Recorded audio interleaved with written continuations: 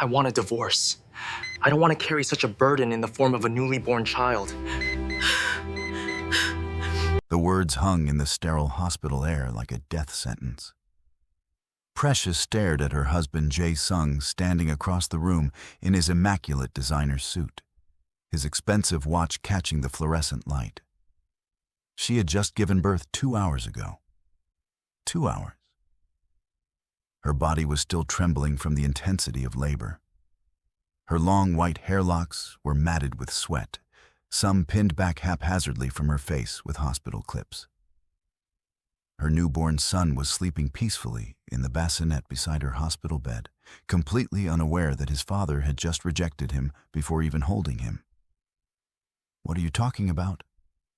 Precious whispered, her voice hoarse from hours of screaming through contractions. "Jae-sung, look at your son. He's perfect. He's healthy. The doctors said everything is perfect." Jae-sung didn't look at the baby. He didn't even glance in the direction of the bassinet. His jaw was clenched, his eyes cold and distant like she had never seen them before. "My mother showed me the medical reports. The child has serious abnormalities, developmental issues. He won't develop normally. I can't raise a child like that.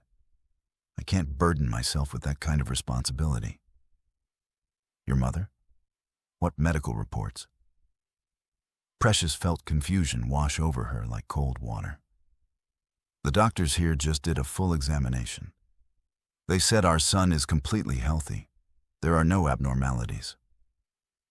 My mother is a doctor. She has more experience than these hospital staff," Jae-sung said coldly, already moving toward the door. "She knows what she's talking about. I want a divorce. You can stay in the hospital and recover. We'll have our lawyers handle everything." "Jae-sung, wait. Please, just look at him. Hold him. Talk to me about this," Precious pleaded, her voice breaking with desperation. But he was already gone. The door closed behind him with a soft click that felt final and absolute.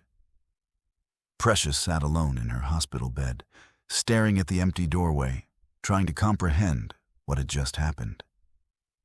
She looked down at her perfect, beautiful, healthy baby boy and felt her heart shatter into 1,000 pieces.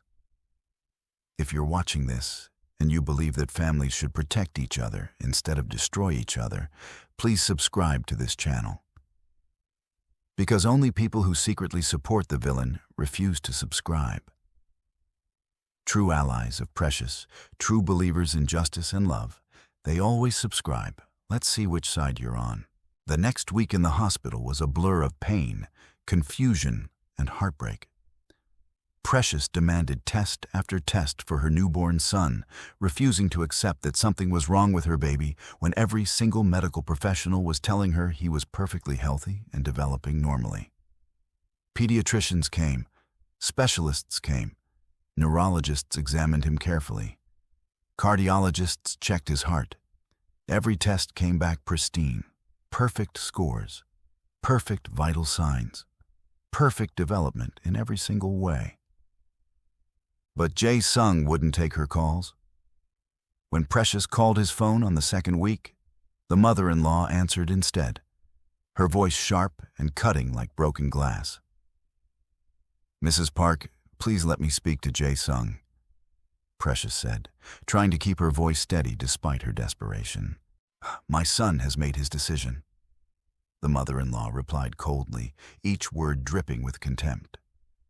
"The baby is abnormal. He doesn't want to speak to you.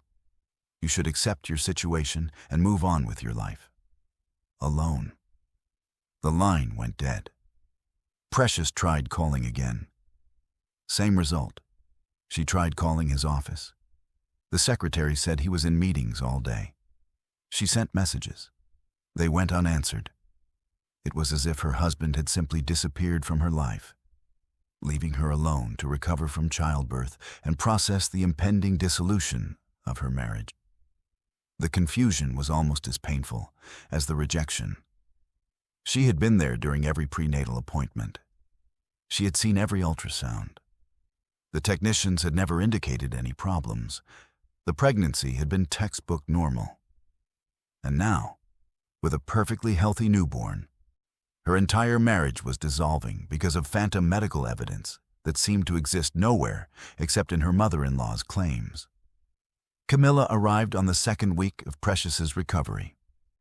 She was a nurse at the hospital and had been checking on Precious whenever her shift allowed, bringing her food and sitting with her during the darkest moments.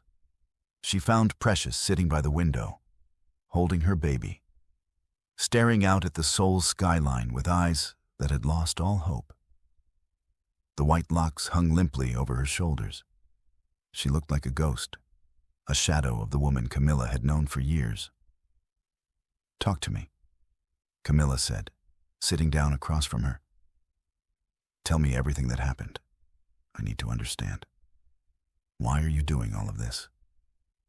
Precious began to speak as she dropped the baby in the bassinet, her voice monotone and distant as she recounted the entire nightmare. 4 years of marriage to a man who had seemed kind and loving at first, but who was completely controlled by his traditional, racist, disapproving mother. 4 years of subtle jabs about her appearance, her accent, her cultural practices. 4 years of being treated like an outsider despite being his legal wife. 4 years of thinking that a baby would change things, that becoming a mother would finally earn her acceptance into the family. "They made me feel like I was contaminating their family just by existing," Precious explained, her voice becoming stronger as she spoke. "His mother would make comments about my accent, my hair, my clothes. Nothing I did was ever good enough. I worked so hard to be a good wife. I learned their traditions. I tried to cook their food. I dressed the way they wanted. But nothing changed. I was still the outsider. I was still the African woman who wasn't worthy of their son." "How did your husband respond to this treatment?" Camilla asked carefully. "He never defended me," Precious said quietly. "He would just sit there while his mother said these things. Sometimes he would even agree with her. He said I needed to adapt better, that I was too stubborn about my own culture, that I should just accept that I was lucky to be married to him and his family." Camilla's face flushed with anger. "That's absolutely insane. How can he just leave you with a newborn? Has he even seen the baby?" "No," Precious said quietly. "He hasn't held him. He hasn't even looked at him." "He's a coward," Camilla said flatly. "And his mother is a monster. But listen, I need you to tell me something. And I need you to be completely honest with me." Precious looked at her friend, sensing that Camilla was about to ask something important. "During your pregnancy, did anything seem strange? Did your mother-in-law do anything unusual?" Camilla asked carefully. Precious went very still. She had been trying not to think about this, had been pushing it to the back of her mind because the implications were too horrible to face. But now, with Camilla asking directly, she knew she couldn't avoid it any longer. "She was nice to me," Precious said slowly. "For the first time in 4 years, she was actually kind. She kept insisting on preparing special meals for me, saying it was for the baby's health. She brought supplements and vitamins. She was so attentive and caring. It made no sense given how she had treated me before." "That is strange," Camilla said, her voice becoming very careful and controlled. "What did you do with the food?" "I didn't any most of it," Precious admitted.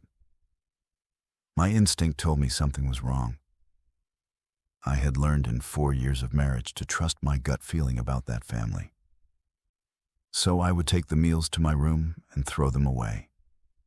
But I saved some samples. I sent them to be tested." Camilla leaned forward, her entire body tense. "What did the tests show, Precious?" Precious's voice dropped to barely above a whisper. The food contained medications, specific medications designed to cause fetal abnormalities and birth defects. My mother-in-law was poisoning me. She was deliberately trying to harm my baby. The silence in the hospital room was absolute and deafening. Camilla sat completely still, her face processing what she had just heard. This wasn't just family drama or emotional abuse. This wasn't just a controlling mother-in-law and a weak husband. This was attempted harm to an unborn child. This was criminal. This was evil. "Oh my God," Camilla whispered. "Precious, do you understand what you're telling me? She tried to poison your baby. If I had eaten that food, if I had trusted her kindness and taken her at face value instead of listening to my instinct, my son would have been born severely disabled or worse." Precious said, tears streaming down her face. "He could have died in the womb. My refusal to trust that woman, my gut feeling that something was wrong, it saved his life." "You need a lawyer," Camilla said, her voice firm and decisive. "A really good lawyer, not just any lawyer. You need the best lawyer in Korea. This is serious. This is criminal. You need to make sure she pays for this. All of them pay for this."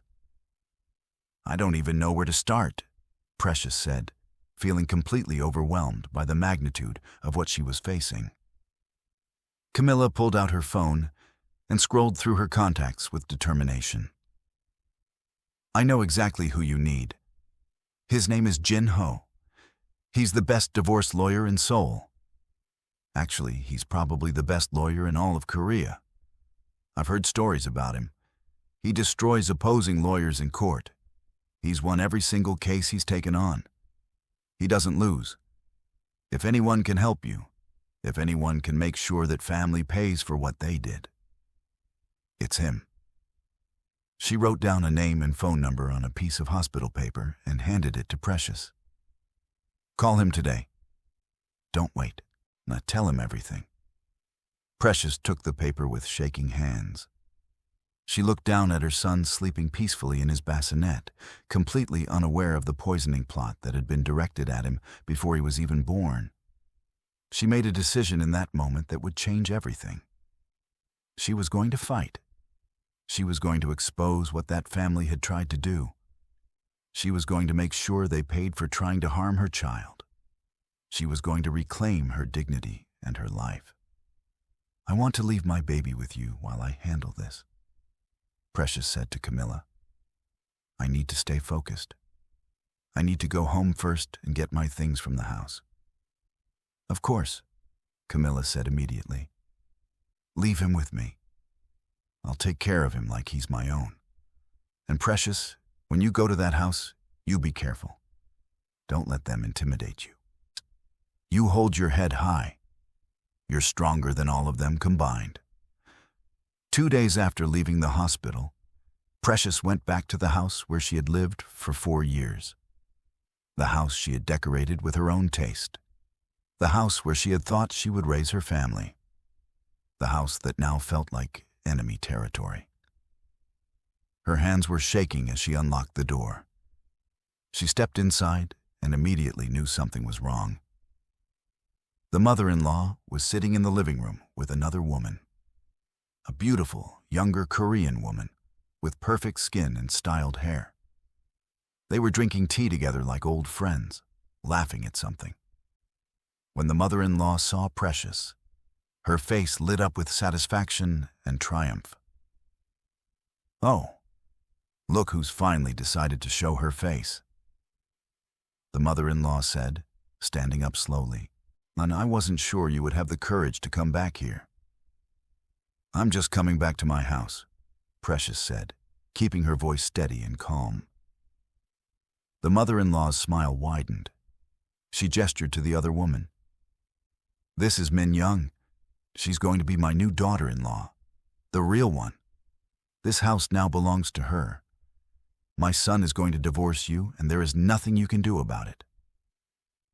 Precious felt the words like daggers, but she refused to show the pain. She looked at Min Young, who had the grace to look uncomfortable and avoid eye contact. "I understand," Precious said calmly. "I will divorce him." The mother-in-law looked shocked. She had clearly expected Precious to cry or beg or fight back. Instead, Precious's calm compliance seemed to unsettle her. But the mother-in-law wasn't done. She couldn't help herself. Well, she needed to humiliate Precious one more time. "You're leaving with nothing, of course," the mother-in-law said, her voice dripping with contempt. "Everything in this house was bought with my son's money. Your clothes, your jewelry, the furniture in your room. All of it belongs to him. Even that little fashion design business of yours is only successful because my son invested his money into it. You're nothing without him. You understand that, don't you?" Precious looked at the mother-in-law directly, and something shifted in her expression. There was no fear anymore. There was no sadness. There was only resolve. "I won't be leaving empty-handed," Precious said quietly. "And my business was successful long before I met your son. I built it myself." The mother-in-law's face turned red with rage. She stood up abruptly, her teacup clattering to the floor. "You will get nothing from this family. Nothing. Do you understand me? My son's lawyers will make sure of it. You will leave with the clothes on your back and nothing else." She screamed for the servants. Within minutes, 2 household staff members appeared, looking deeply uncomfortable and apologetic. "Remove her from this house," the mother-in-law commanded. "She's trespassing. Get her out now." The servants approached Precious hesitantly, clearly reluctant to do what they had been ordered to do. But just then, the front door opened. Jae-sung walked in, still wearing his business suit, briefcase in hand.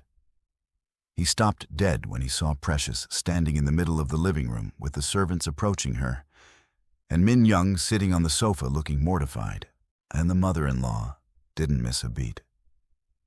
She turned to her son with practiced urgency in her voice. "Jae-sung, thank God you're home," the mother-in-law said, her voice filled with false concern. "Your wife came here to collect her things. But she became absolutely disrespectful to me. She attacked me, Jae-sung. She struck me across the face. She said horrible things about our family. She doesn't belong here. She's unstable. She's dangerous." Precious felt her stomach drop. She was still standing in the room. She was right there. And yet the mother-in-law was lying so brazenly, so confidently, that Jae-sung was already looking at his wife with suspicion. "She hit you?" Jae-sung asked, his expression uncertain but leaning toward a belief. "Yes. Look at my face. Can't you see the mark?" The mother-in-law turned her face, pointing to absolutely nothing. There was no mark, no evidence of any strike. There was nothing but her perfectly intact skin. But Jae-sung didn't look closely. He didn't question it. He simply accepted his mother's word as truth. Precious stood there, watching her husband choose to believe a lie that had no evidence, no support, nothing. She was right there. She could have spoken. But the look in Jae-sung's eyes told her that nothing she said would matter. He had already decided to believe his mother. "I want her out of this family," the mother-in-law continued, her voice rising with manufactured emotion. "She brings bad luck. She's cursed us. The baby is proof of that. She tried to give you a defective child, and now she's attacking me?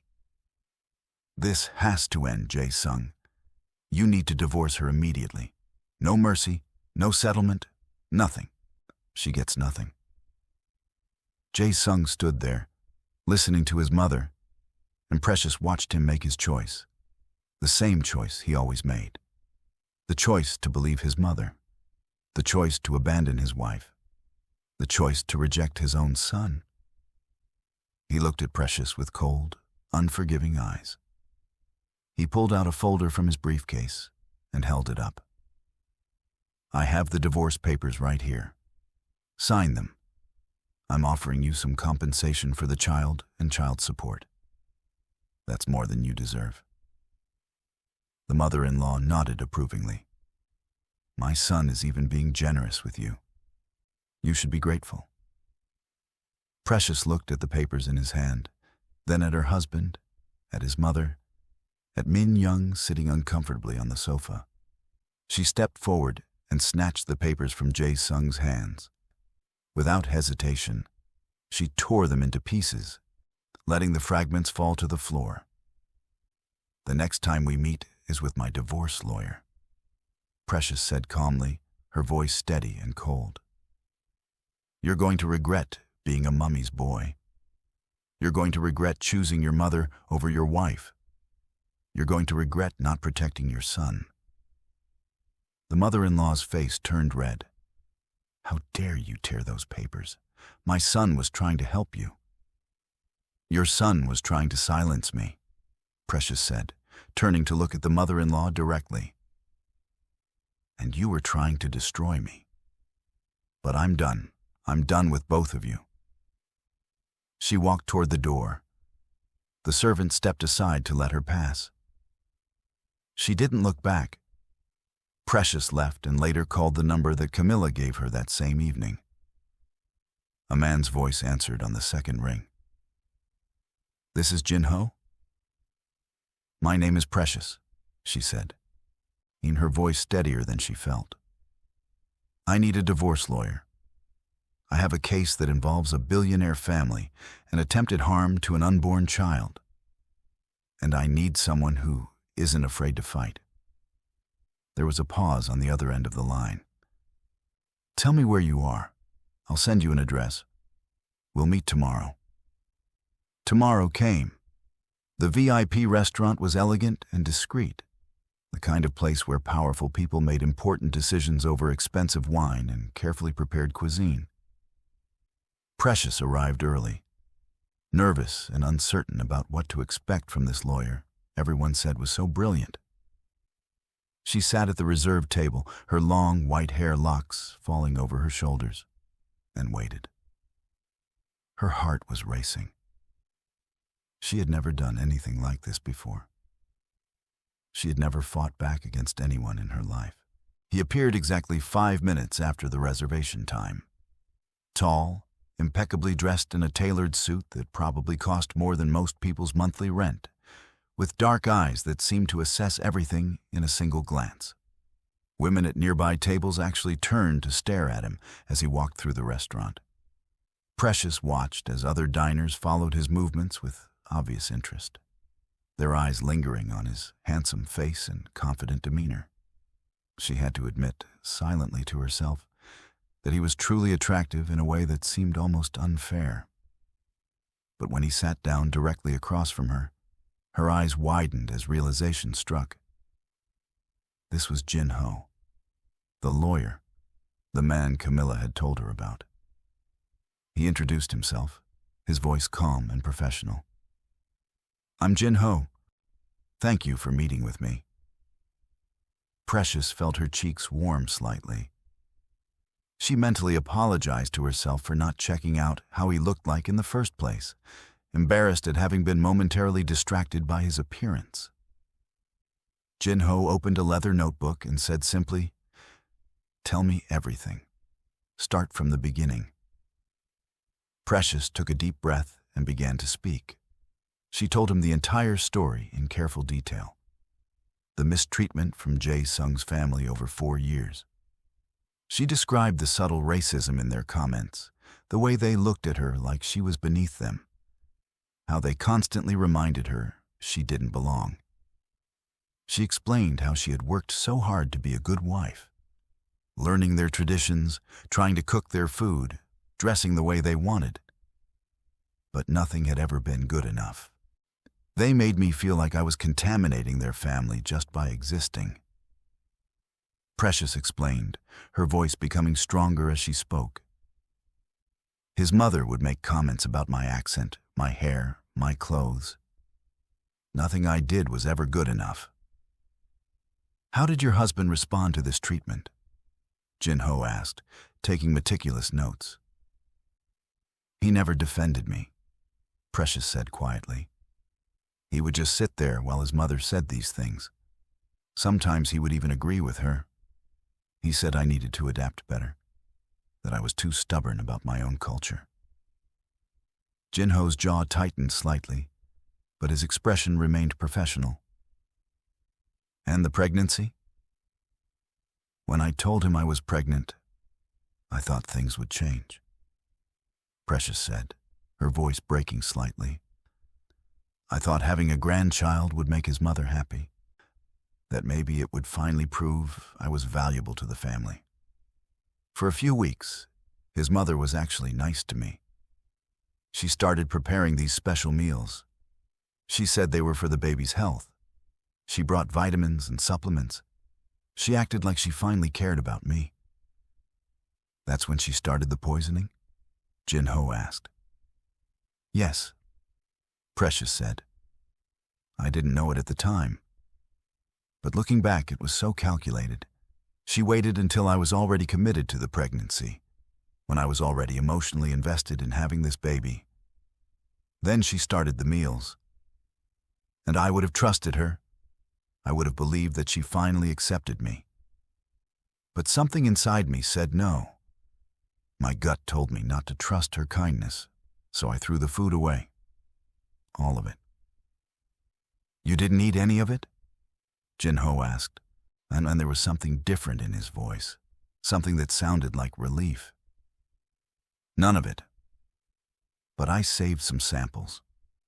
I had them tested because I needed to know if my instinct was right. And the tests confirmed everything. She was trying to poisoning me. Medications designed specifically to cause fetal abnormalities. My mother-in-law was trying to poison my baby. Jin-ho closed his notebook. He looked directly at Precious, and his professional mask slipped for just a moment, revealing the anger underneath. Show me the test results, he said quietly. Precious pulled out a folder and handed it to him. He read through the documents carefully, his expression becoming more and more intense. When he finished, he looked up at her, and she saw something in his eyes that she hadn't seen in Jae-sung's eyes in a long time. Belief, conviction, on anger on her behalf. This is serious, Jin-ho said, his voice controlled but filled with intensity. Do you understand that? What your mother-in-law did, poisoning your food to harm your fetus. This is attempted harm to a child. This is criminal. Are you prepared for this to go public? Because this case will be everywhere. It will be viral. Your face will be on the news. People will attack you online. I'm ready, Precious said firmly. I've endured enough. They crossed the line when they tried to harm my child. His family will have the best lawyers money can buy, Jin-ho continued. They will attack your character. They will question your mental stability. They will suggest you poisoned your own food to frame her. They will try to destroy you. They will paint you as a gold digger looking for a payday. Are you really prepared for that? Precious thought about her son sleeping in his crib at Camilla's house. She thought about what could have happened if she had eaten that poisoned food. She thought about the 4 years of mistreatment and humiliation she had endured. She thought about the fact that this family had tried to deliberately harm an innocent baby. Yes, she said, I'm prepared. My family has been broken by this. My reputation might be attacked. But I need the world to know what they tried to do. I need them to understand what this family is capable of. Jin-ho studied her face for a long moment. Then he nodded slowly, and something shifted in his demeanor. This wasn't just another case for him. This was personal. This was about something much deeper than a legal battle. Then let's make sure they pay for what they did. Jin-ho said, his voice filled with quiet determination. Bring me all your evidence, everything you have. We're going to destroy them in court. The investigation began immediately. Jin-ho's private investigators were relentless and methodical. They traced the mother-in-law's pharmaceutical purchases with surgical precision. They found credit card receipts for medications specifically designed to cause fetal abnormalities, purchased during Precious's pregnancy. They tracked delivery records showing packages arriving at the family home during the exact weeks of her pregnancy. They interviewed the household servants, many of whom were sympathetic to Precious and horrified by what they had witnessed. One servant, a woman named Min-ji who had worked for the family for 7 years, came forward voluntarily to Jin-ho's investigators. She was visibly nervous, but determined to tell the truth. Mrs. Park, she told me I had to make sure Precious ate the special meals. Min-ji explained, her hands trembling. She said it was medicine for the baby. She said I had to watch and report back if Precious didn't finish everything. Every single day, she would ask me what Precious had eaten, how much she had left on her plate. When I told her that Precious wasn't eating the meals, she became angry. She said Precious was being difficult and ungrateful and stubborn. Another servant, a man named Young-soo, confirmed witnessing the mother-in-law handling medications in the kitchen late at night when she thought no one was watching. I saw her stand there for 30 minutes with these pills in her hand, crushing them up, mixing them into the food, Young-soo said. I knew something was wrong. I didn't want to believe what I was seeing, but I knew. It made me sick. The investigators also documented years of family mistreatment with meticulous care. They found text messages between the mother-in-law and other family members where she explicitly stated her dislike of Precious and spoke about plans to get rid of her and replace her with someone proper. They found social media posts from years ago where the mother-in-law had made subtly racist comments about her son's inappropriate wife from Africa. They found emails where she had discouraged Jae-sung from spending time with Precious, manipulating him with guilt about family obligations and duty to his mother. The pattern of deliberate cruelty and systematic abuse was undeniable and thoroughly documented. It was premeditated. It was intentional. It was calculated evil. Jin-ho presented all of this to Precious within 2 weeks. They met in his office, and he laid out the evidence in careful, organized sections on his desk. Look at this timeline, Jin-ho said, pointing to a document. The special meals started exactly 1 week after you told Jae-sung about the pregnancy. Precious felt validated in a way that was both comforting and deeply painful. She hadn't been paranoid. She hadn't been imagining the mistreatment.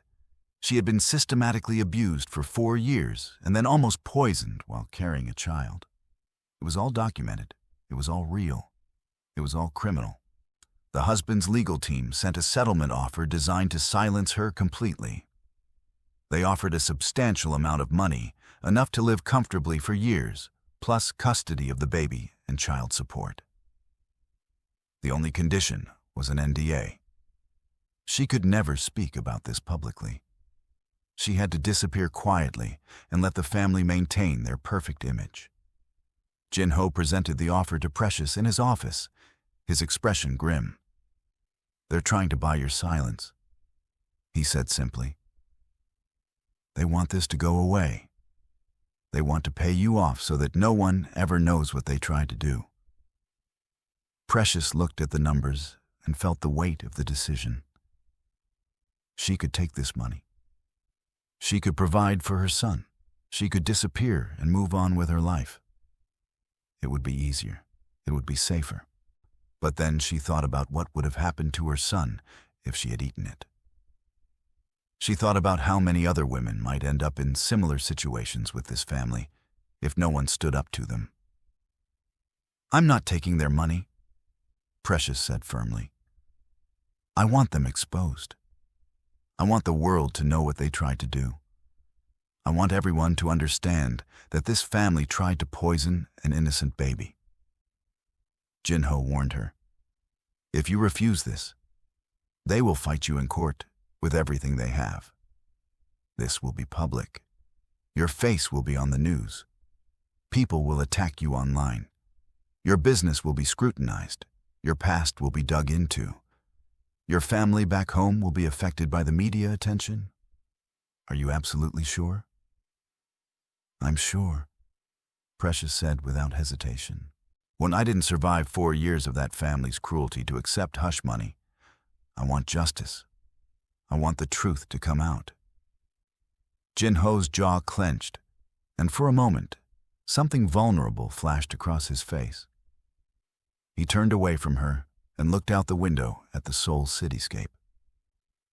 When he spoke again, his voice was different, softer, more personal. "There's something you need to know about me," Jin-ho said quietly. "Something that explains why I'm willing to risk everything for this case." He told her about his childhood. His parents had divorced when he was young. His mother had been ruthless in the separation, taking everything: the house, the business, the money, his father's dignity. She left his father with nothing but shame and humiliation. His father, a proud man, couldn't recover from the devastation. He fell into depression, for he drank heavily, lost his job.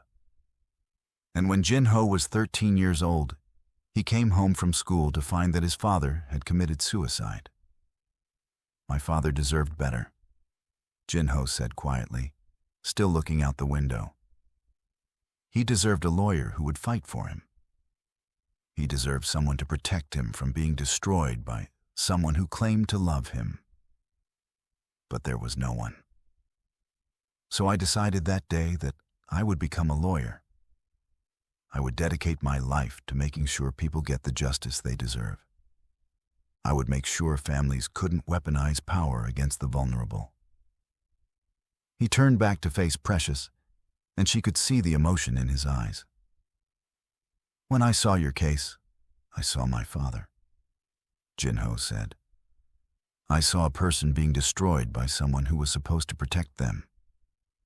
I couldn't walk away. I couldn't let your family do to you what my mother did to my father." Precious felt tears streaming down her face. She understood then why Jin-ho had taken her case so personally, why he was risking his position at his firm, why he was fighting so hard. This wasn't just about winning a divorce case. This was about healing his own wounds and making sure that what happened to his father never happened to anyone else, if he could help it. Over the next month, Precious and Jin-ho worked late into the nights preparing for trial. They reviewed documents, prepared her testimony, anticipated every possible attack from the opposing lawyers. The work was grueling and emotionally exhausting. During one particularly late night, when both of them were running on coffee and determination, Precious's newborn son began to cry. She excused herself to another room to breastfeed him. And when she returned, Jin-ho had already prepared a comfortable space with pillows and a soft blanket. As the weeks progressed, Jin-ho became more than just her lawyer. When her son cried during their late-night work sessions, Jin-ho would gently take the baby from her arms without asking, cradling him with surprising tenderness. He would walk the baby around the office, patting his back until soft burps came, his expression focused and gentle. When her son fussed and wouldn't settle, Jin-ho would soothe him with a quiet voice, swaying slightly until the baby's eyes grew heavy and he drifted into sleep. One night, when Precious was so exhausted she could barely keep her eyes open after breastfeeding, Jin-ho noticed her struggling to stay awake during their review session. He quietly guided her to the sofa in his office and told her to rest while he continued working. When she woke hours later, her newborn son was sleeping peacefully in a makeshift bassinet Jin-ho had created, and Jin-ho was sitting at his desk, still reviewing documents.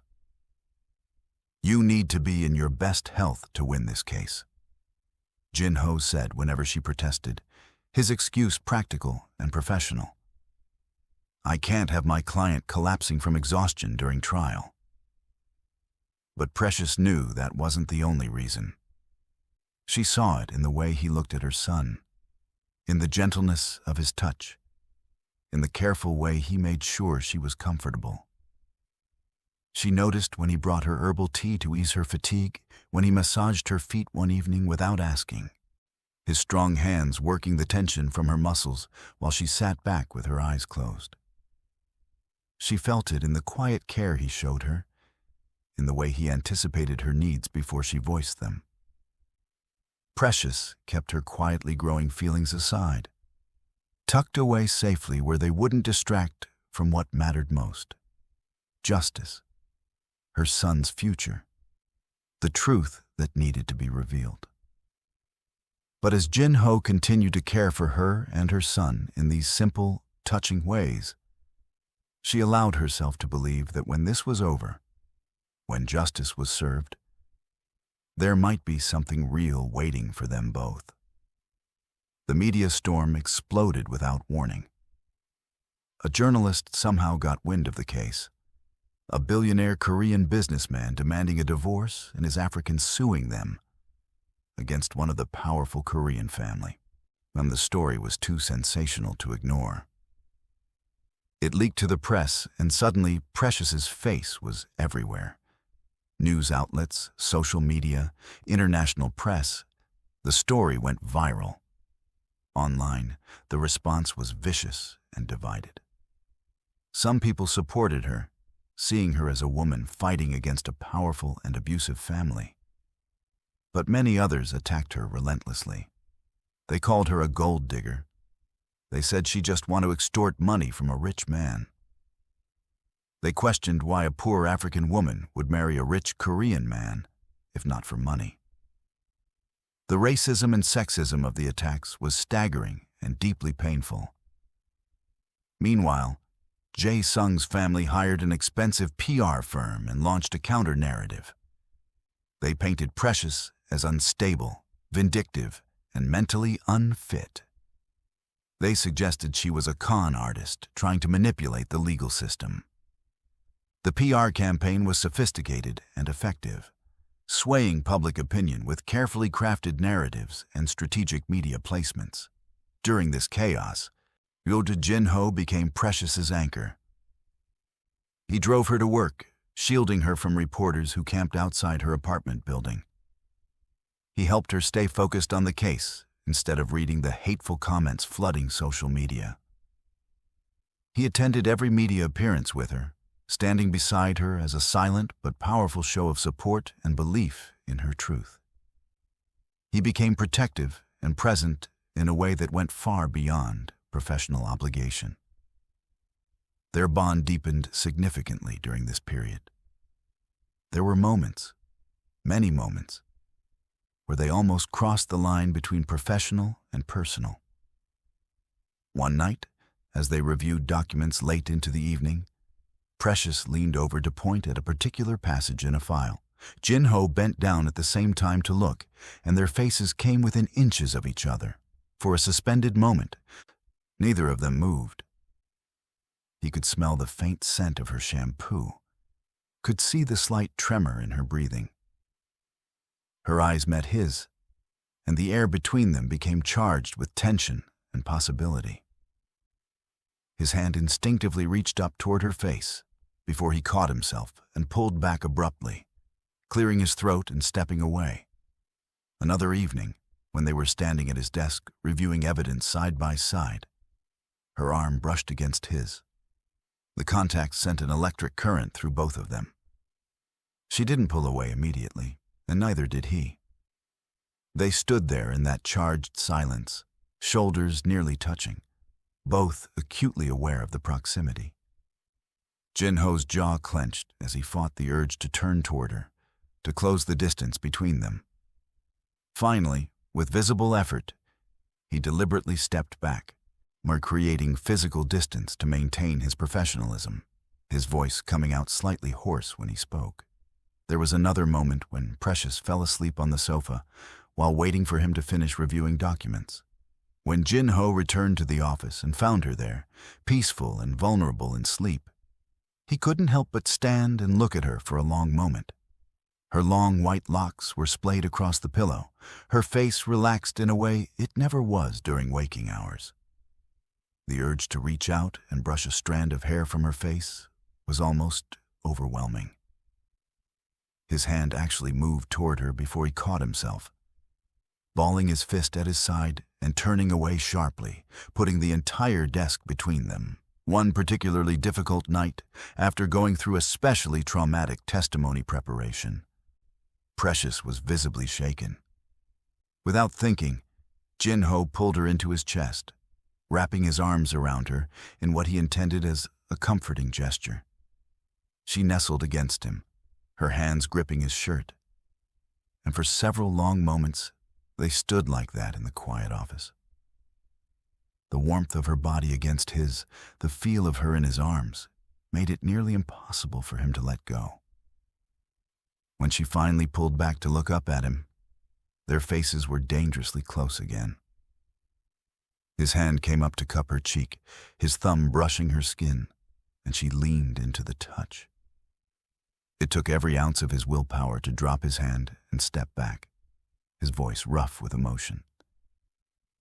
"After we win this case, we talk about us," Jin-ho told her one night, his voice rough with emotion. "Until then, I need to focus 100% on your case. You deserve that. You deserve a lawyer who isn't distracted."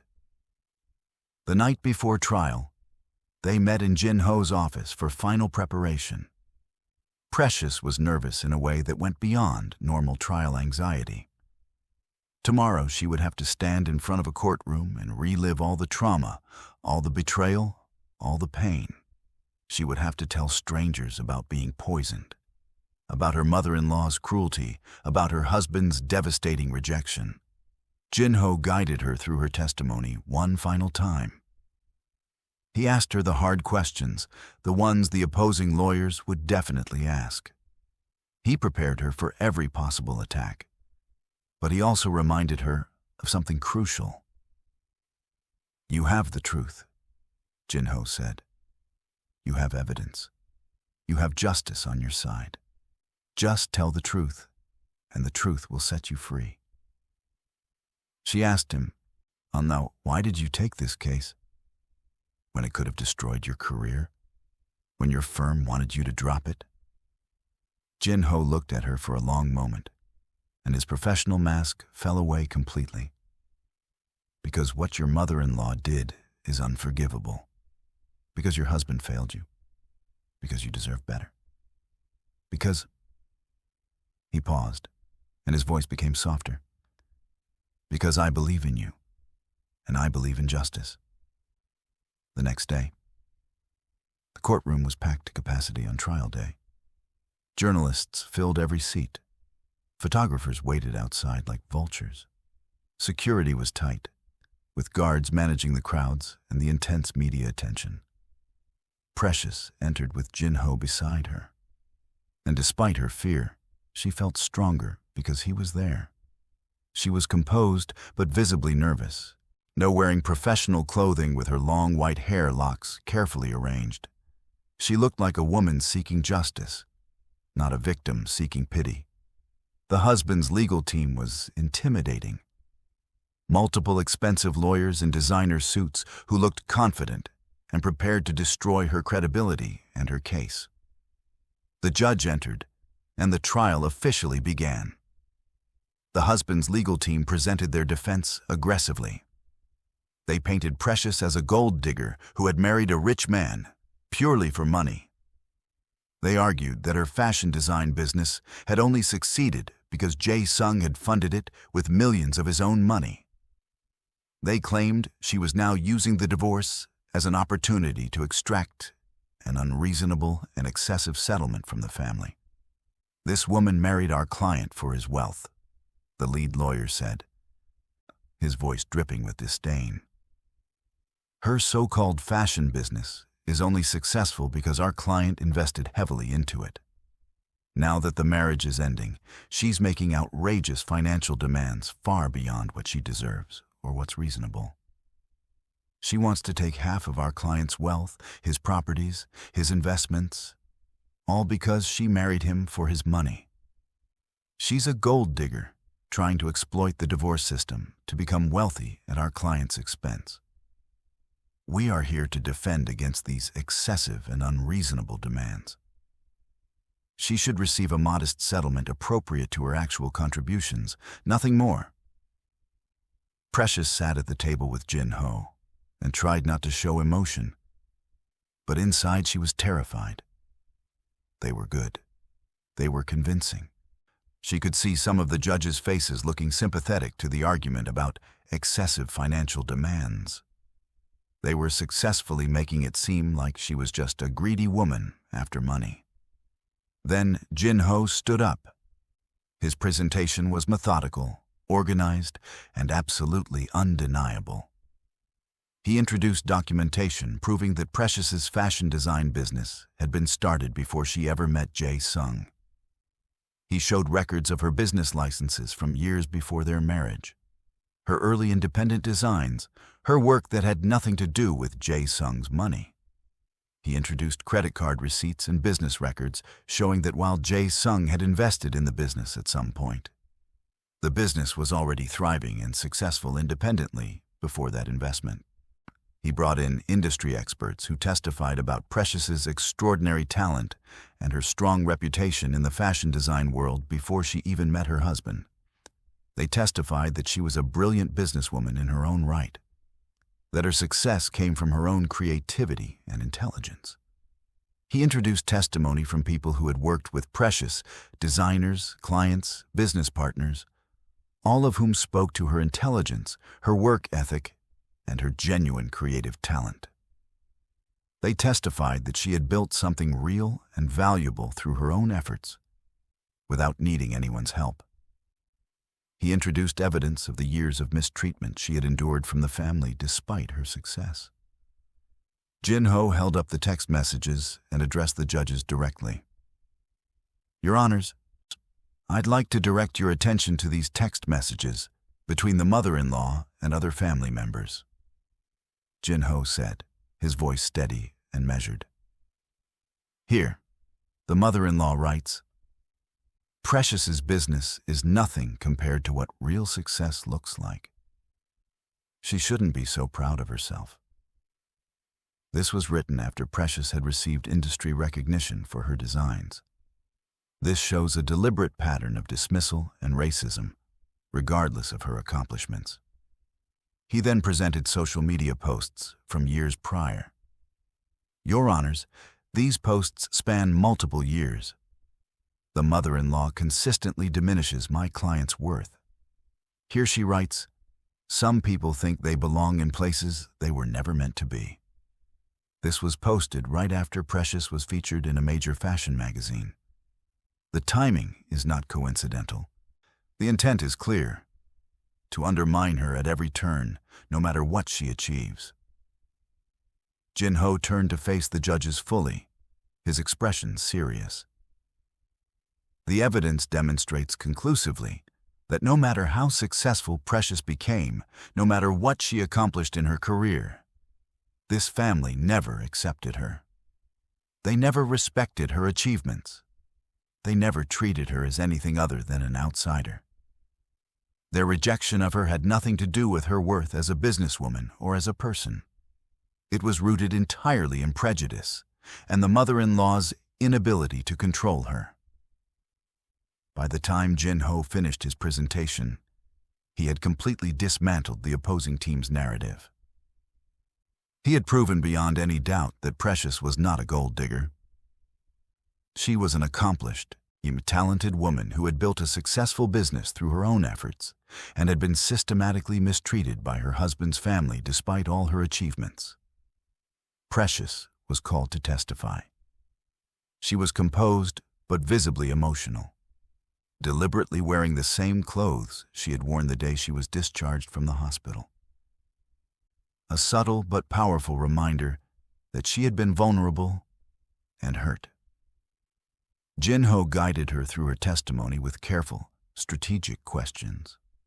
She described the years of mistreatment from Jae-sung's family, the subtle racism in the comments about her accent and her appearance, the emotional distance from her husband, who seemed more connected to his mother than to his wife, how isolated and unwelcome she felt constantly.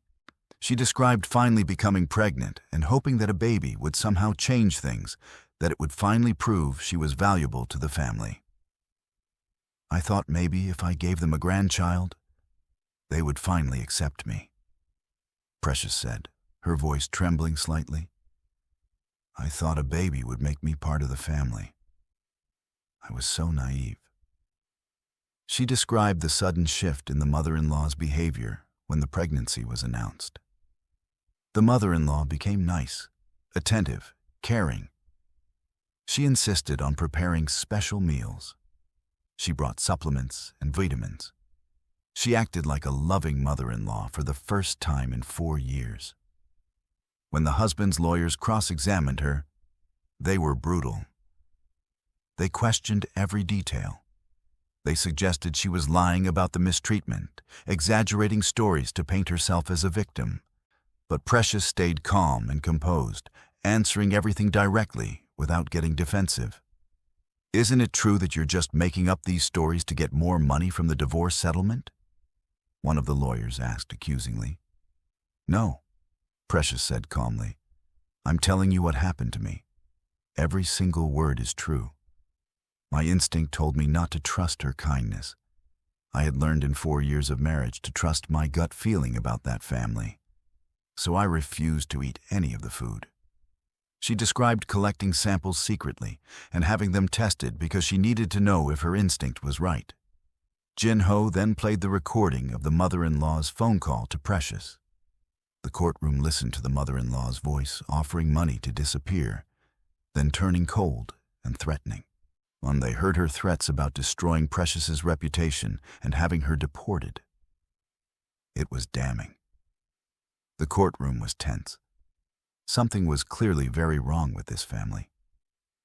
But the full truth hadn't been revealed yet. Precious took a deep breath.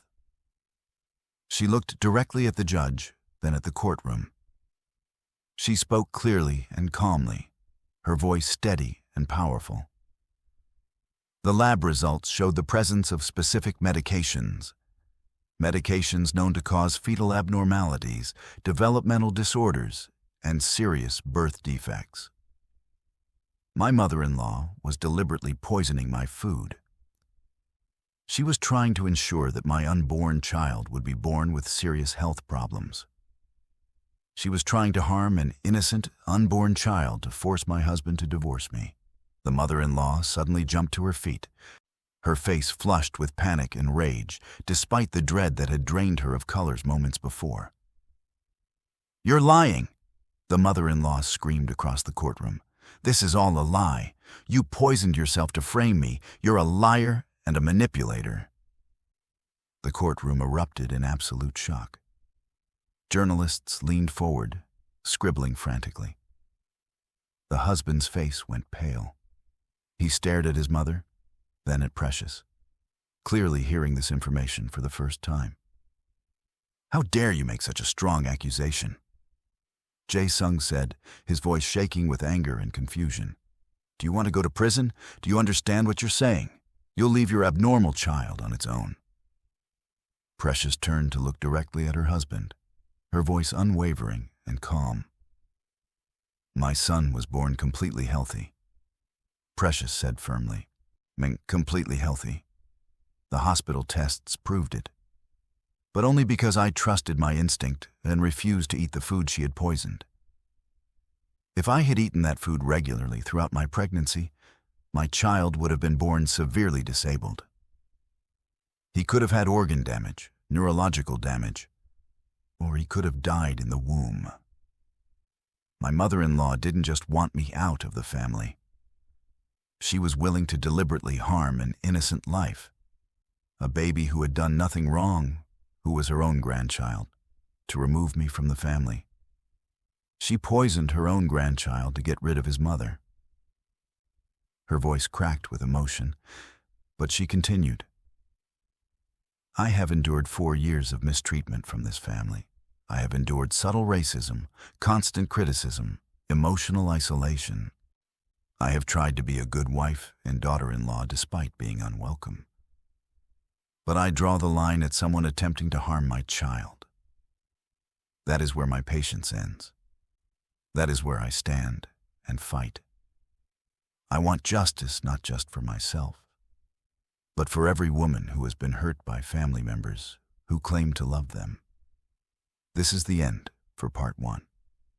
If you're watching this and you believe that justice should be served, that families should never harm each other, that women who speak the truth deserve to be believed and supported, then subscribe to this channel right now.